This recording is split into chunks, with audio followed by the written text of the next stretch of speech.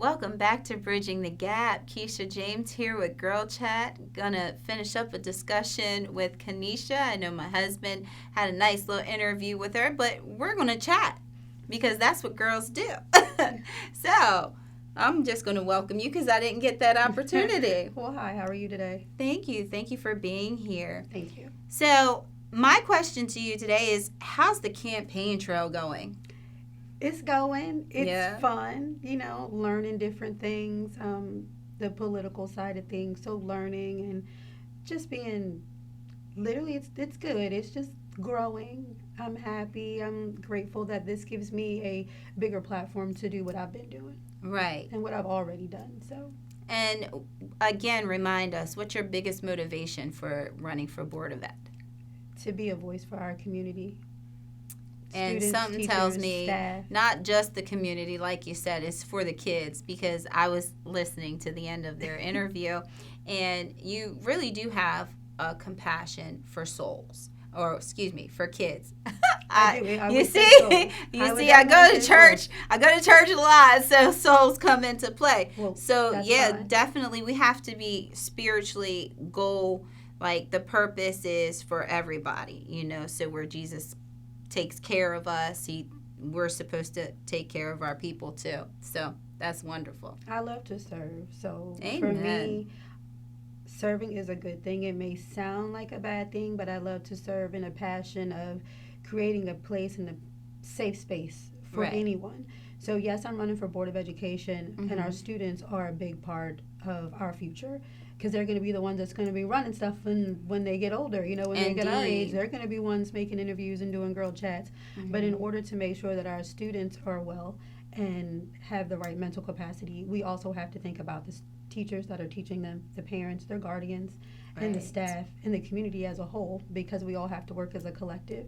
They always say that it takes a village, It and does. It it really truly takes a does. village for all of us to work together to get these students where they need to be in society. And to do that, we need to work on the village as a whole. Yeah, that's where I think we've lost sense of that reality, from back in the day in the neighborhood. If something happened to your child, then whoever it happened in front of, they would take care of it. And then they'd tell your mama, and your mama would take care of it. But it seems like our kids are out here on the limb these days. Like, who takes care of the kids when they're at school? They get disciplined or can't really get disciplined the way back in the day. I remember I got the little tap on the hand, but these days that's called abuse. Yeah. So it's like they've put these things in place to make like adults probably fearful to discipline, but you can discipline in love. You can discipline and love. We don't have to put our hands on the children, but what we can do Mm-hmm. is love on the children. And that is Praise something I him. feel that we are lacking as a whole in a community. We don't love on our children enough. Instead, we judge, not Right. knowing the child's background, not knowing their mental condition, not knowing what they're going through. So we judge our children. I always say we judge our children by their ability, we judge them by their behavior and not their abilities. And our children have a lot of beautiful abilities. They're Right. smart, they're talented, and they're very well diverse. We just don't know that because we're judging them off of what they're dressed like, Right. or their what they how they're acting with their friends, or what they look Well, like. that's the thing. It's No one takes time to teach them. They're taking that time to judge them, but not teach them. And that, Yeah. I mean, again, that's where the love comes into play. Look, I'm talking to you because I love you, and hmm I want to see what's best for you. That's another reason why I love mentoring, because we don't I'm a firm believer that I don't have to change the child. I just need to give them a different perspective. And if they can see that, then they'll realize that, hey, I'll take this route instead Mm. of that route. And I will always give them a different perspective. As I told David earlier, I'm a firm believer in questioning the mess out of these kids. Like, I will Mm-hmm. question you to death. Any of my mentees is probably like, yep, she does. I'm like, why are you doing this? Does this make sense? Or what's going to happen? What's your outcome? Because when you're very mindful of the things you do, then it can take you into another perspective to make you realize exactly what you're doing so you Okay. can change it. So basically, you mentioned you're a mentor. So you're in the school regularly. you would say?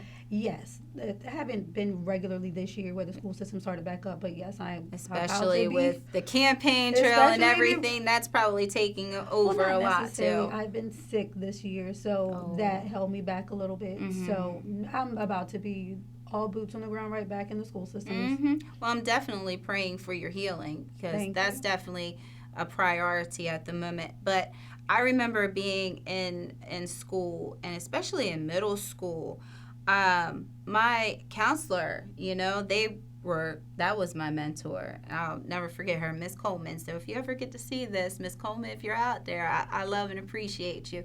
But that was my mentor. I got to see her every day, and then she put me to work. So she spent that time with me, and it was just like if I had to file papers for her or something, she took that time with me. And by all means, I was no problem child, not at all. But she was there, and she was able to be that way for others. But I really appreciated the love and the care that she had.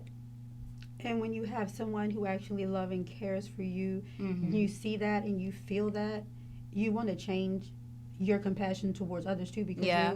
when you get that and you receive that, sometimes children realize I don't have to act like this. It's okay. Mm-hmm. I don't have to lash out. I don't have to use aggression. I can do my schoolwork. I don't have to go Right. to sleep, and I don't have to do the things that everybody else is doing. So if I can, like I said, if I can give them that different perspective and love on them, because sometimes we don't know the love that these children get.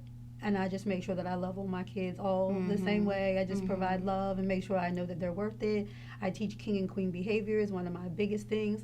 Like I said, any of my mentees can tell you if I ask you what you're supposed to fix, it's supposed to be your crown. So they know that. So therefore, if your crown is crooked, your friends around you or the people around you who are in your life can help you fix that too. Yeah.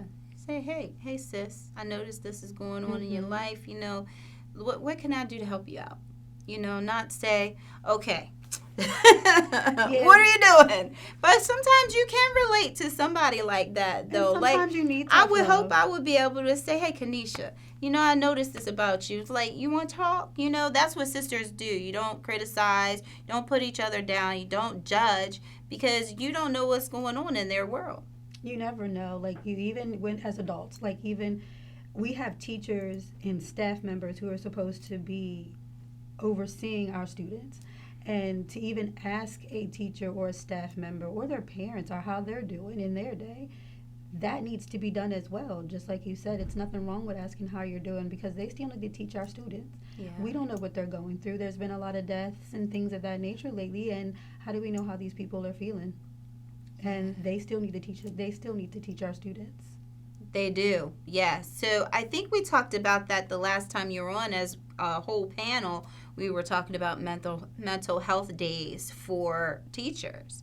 And so I believe that's doable too because they're dealing with the kids for one, and sometimes you have kids that are dealing with their issues, so they're lashing out, and then you don't know what they're going through at home either. No, and You we know? expect them to be the absolute best teacher that next day. Yeah. And as we were speaking of before, whatever the children's going through, obviously the adult is too at home. Yeah. And the adult, For sure. the adult and or the guardian still has more things that they have to worry about. They still have to pay the bills. They need to worry about how to put food on the table or putting gas in Yeah. their car, making sure their kids are Yeah. bathed and making sure that they're ready for school in the morning and their hair is done or their hair is cut or what kind of shoes they got on Yeah. so they're not teased. The adults and guardians and the parents are out here trying to do the best they can, and even as teachers, they still have children. Yeah. They still have a life they need to live, and some of them have more than one job. Right. And off camera, we were talking about life as a single mother. So how are you maintaining that? I mean, even on the campaign trail. I believe that I am doing really well. My kids come Mhm. first. My Of babies, course. my boys come first. I would hope so. So first and foremost comes my babies, and I do believe that I am doing very well with my lifestyle right now.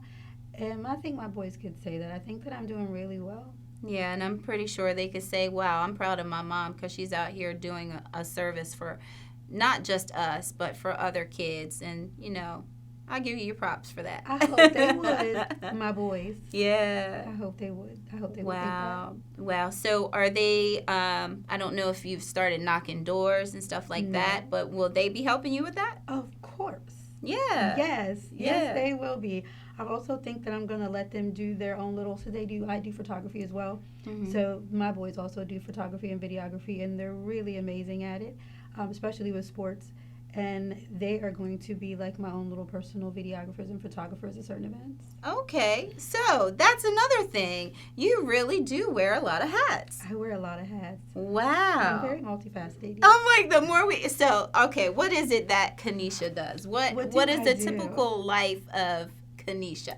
The typical life of Kenesha, first and foremost, is to love on the people. Mm-hmm. And with my business itself, I would consider myself wellness. I do a lot with wellness. Mm-hmm. And I do meditation. I do Reiki. I play sound bowls. I'm a life coach. I'm really big on mindfulness, emotional freedom techniques. I'm a photographer.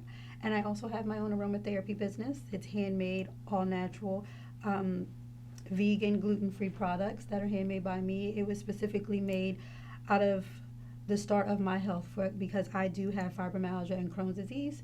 So I am very relatable when it comes to the students, teachers, staff, and community as a whole. I do have disabilities. Fibromyalgia and Crohn's disease is very, very, very hard for me, but I make it work.